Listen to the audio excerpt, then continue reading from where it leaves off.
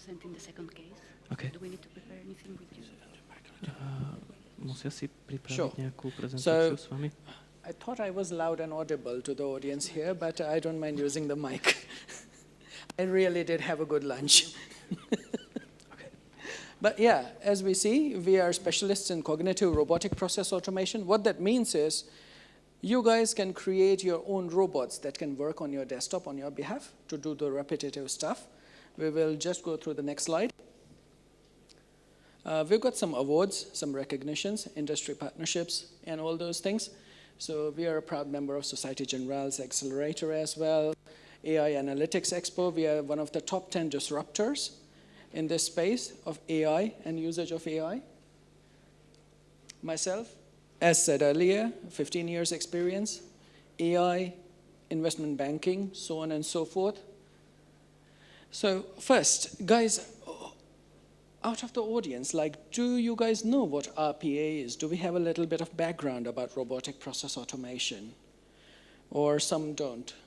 Okay, for the benefit of those who don't, robotic process automation is something that perhaps a clerk or an accountant or an accounts executive would be doing in your organization, something repetitive, something done by a human being on a desktop. Let's say copying and pasting the data from your claims file to your in-house application, or something of that sort. Basically anything that is repetitive, doesn't utilize too much of intelligence. One just needs to have the basic knowledge of where to take the data, where to put it. So when it comes to these processes, all these processes, fortunately, with the technology, they can be automated. And that's what we specialize in. And the next part of it, or the continuum of it, is cognitive robotics, where the robots have the sense of understanding, just like us humans have. They can understand what the text is. They can, using deep machine learning, they can extract completely non-structured information. For example's sake, they can read all the terms and conditions of an insurance contract and pose out only those sentences which are relevant to you. Or if you want to know the answer to certain terms, the robots can actually read the document and tell you precisely the answer of only those questions and answers. Precisely, that's what is cognitive, which requires us humans, the intelligence to listen, hear, understand, read. Let's say there is some handwritten text or something, then we can read and interpret that data. That's what is cognitive aspect about it. So robotics with cognition, robots with a little bit of machine learning or trained data that the robots can work with you to empower you. So when it comes to cognitive, this is what we mentioned earlier. There are two parts. One is cognitive vision, something that we can see and we can understand. Let's say reading the documents or understanding handwritten things or understanding handwritten policy contracts or those things. And the other aspect is, if on the screen there are 2 or 3 different applications, then we see it with our eyes and we can transpire the data between those applications. So the robots can, these days, with the use of machine learning, can do that as well. The other part of cognitive aspect is, first, cognitive analysis. Let's say there is a paragraph, a legal text paragraph, and you are finding or trying to find out whether a certain law is applicable. Obviously, as in UK, the lawyers, barristers, and solicitors would be quite costly even in Bratislava. And if we want to know the answer to a certain question from a policy document, it would take 2 hours of reading that document to get an answer of just certain terms, a simple yes and no or something. Our robots, they come with NLP, natural language processing. They have been trained to understand and interpret those documents on your behalf. They can give you the answers to those data artifacts as well. They can transcribe phone calls for you. They can listen to phone calls, convert them to text. And they can also do sentiment analysis. Now these two, the first and the last point, are some of the most salient ones. Let's say listening to someone's conversation on telephone. You can pick out whether it's something fraudulent, something fishy going on or not. There is some sentiment associated with the depth of the voice as well. So when you consider that aspect, the robots can do it. They can also do personalized marketing. Earlier this day, we discussed about how can we target our products towards being more customer-centric. So the robots can actually do those kind of things as well. Can we have the next slide, please? Oh, that's all right. So we're taking today a case study of an insurance group, Alpha Insurance Group. It's a hypothetical name. The client name is under NDA, clearly. But the target of this case study was three-phased. They wanted increased personalization in terms of products that they offer to their clients. They wanted to optimize, let's say, the cost and the underwriting process as well. And what they also wanted was there must be something new. There must be some new business opportunities. We're an age-old insurance company. We really want to know if there are potentials for new business opportunities. So we started on with RPA journey with them, and there were some nice low-hanging fruits. So earlier this day, we had a group panel discussion about how data can unlock the potential of robotic process automation, new business opportunities, new ways to earn, and new ways to provide specialized services to the clients. So this was one of those things. Samarth, I hope you remember that one. So effectively, this is Samantha or Sam. While filling up her insurance form, she also provided her full name.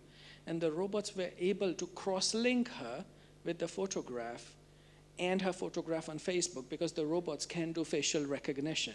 These are software robots. These are not like physical hardware robots, but they can cross-correlate data.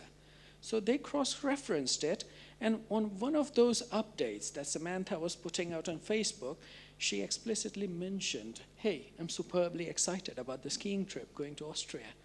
How nice. It gives an insurer a really nice insight.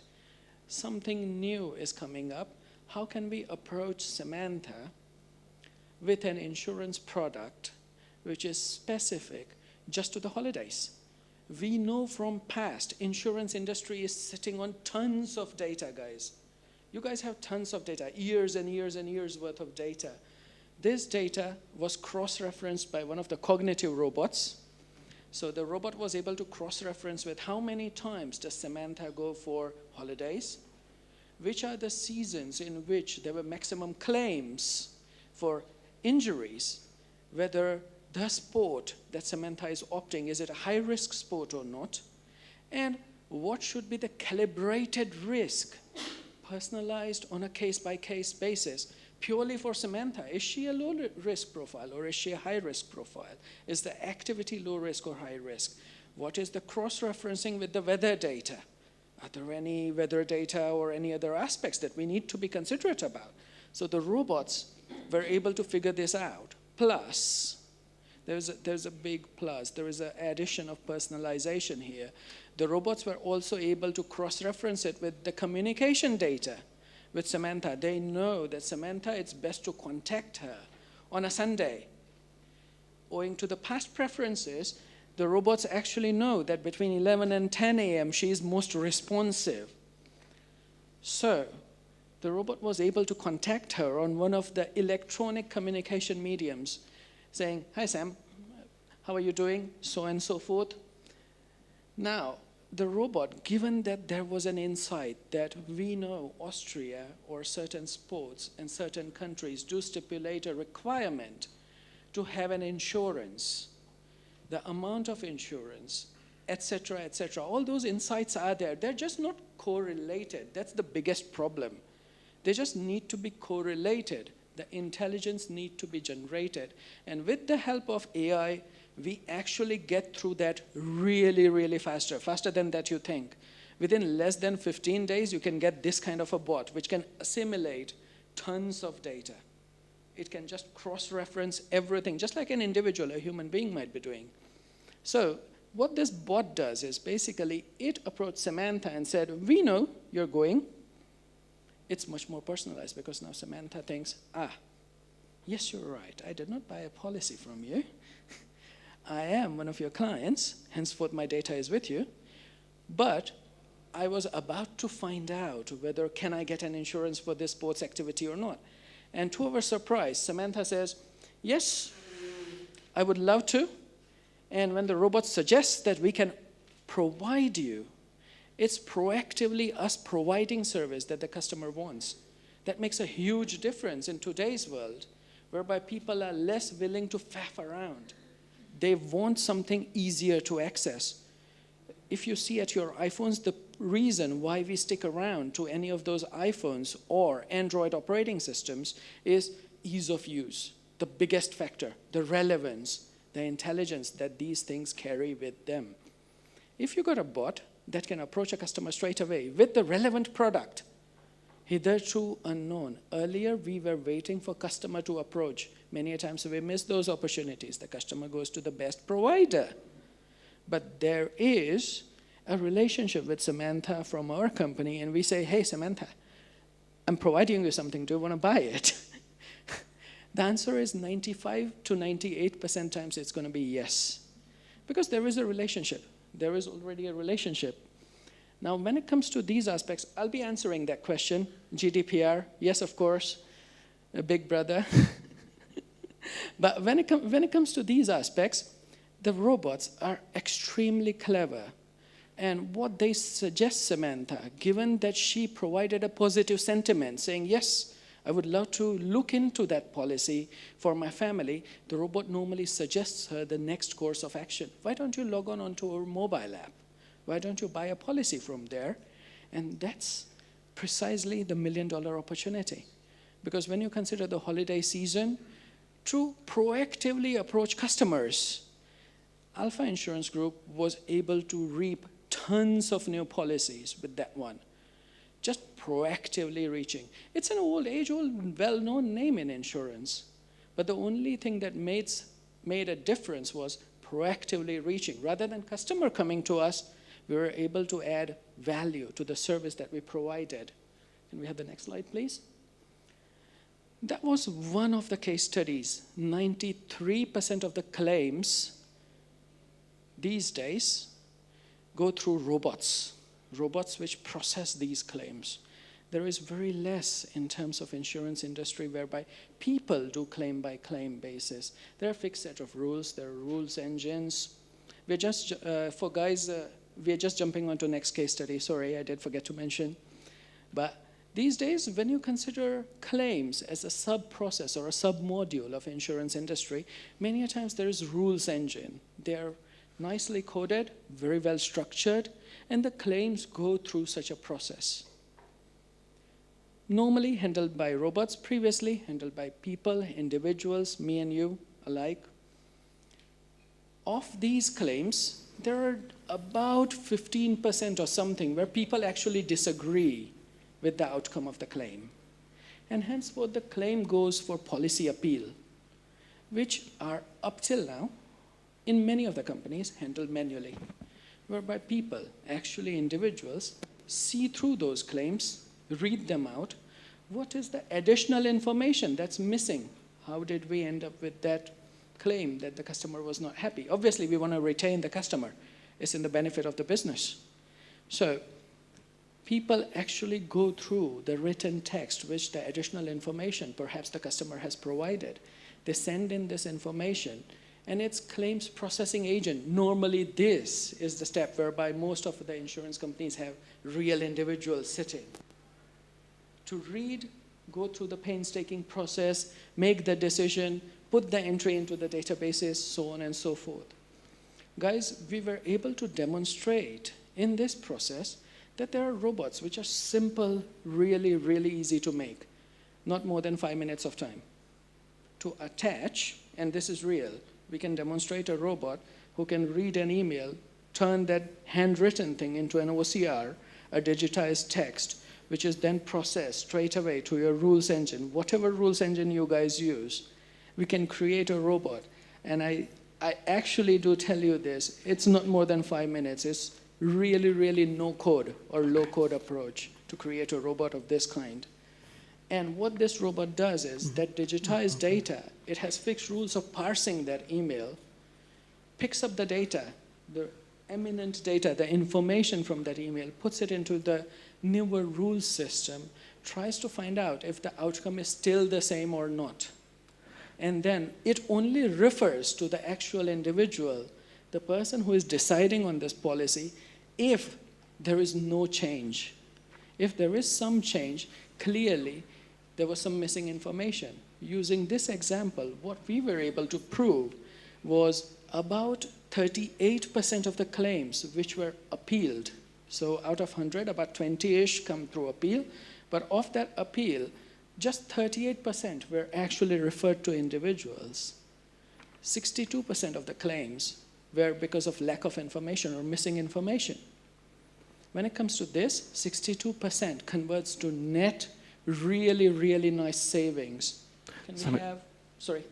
Sorry for interrupt you, but time is up. Sorry. Oh, I'll just if you take have the some questions, you I can think that the answer. slides don't matter too much. I think it's additional AI and other shit. So let's go ahead. Are you aware of GDPR? Processing data from Facebook without consent if it is publicly available violates GDPR. Yes, of course. But when it comes to us putting it out, when it comes to the policy or the document in which you took the signature of the customer while onboarding them, you took the permission of those customers. We don't just know that. We take the permission. That's the whole idea about fraud detection and those kind of things. It's necessary to take the permission. Because sometimes the customer says, hey, we are ill, but next thing you find out on Facebook that he is going to Bahamas.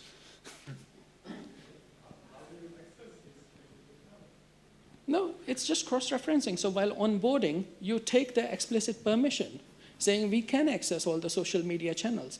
They fill up their full name, and with that full name, it's very easy to look up into Facebook with a certain level of possibility. So there is a way to cross-correlate. Come on, when I give you my name, would you be able to search my name on Facebook or not? Yeah, but this is a clear breach according to GDPR. No, but if you take my signature, It's not, yeah, of course, but you have to take a signature from your customer. yeah, prior to, yeah, onboarding. It should be like that. I can use your data in social media and this affect your Of course, of course. price, etc. So if the Yeah, yeah. condition should be like that. Yeah. Not like, okay, I please take my data or No. I think we are deviating be from. more clear about which source. I fully agree. I'm not saying no. I fully agree with that. What I'm trying to say is once those permissions are taken, from our perspective, we provide the tools, not the guns. We provide the tools to assimilate that data. It's for the insurer to ensure that those permissions are in place. For us, we just provide the tools. So in terms of being on the firing line, we provided the tools. Had the insurance guys already made it clear to that customer that we would provide you customized information. We would take social media and those things into account. But yeah, I think apart from that, guys, any question, see me straight after. I'll be more than happy to answer. And like I said, we provide the tools. We are not the policy incumbents who would just violate it. We would provide the tools for you to create such a workflow which takes these data points into account. Sounds good. Thank you. Thanks very much. Thank you.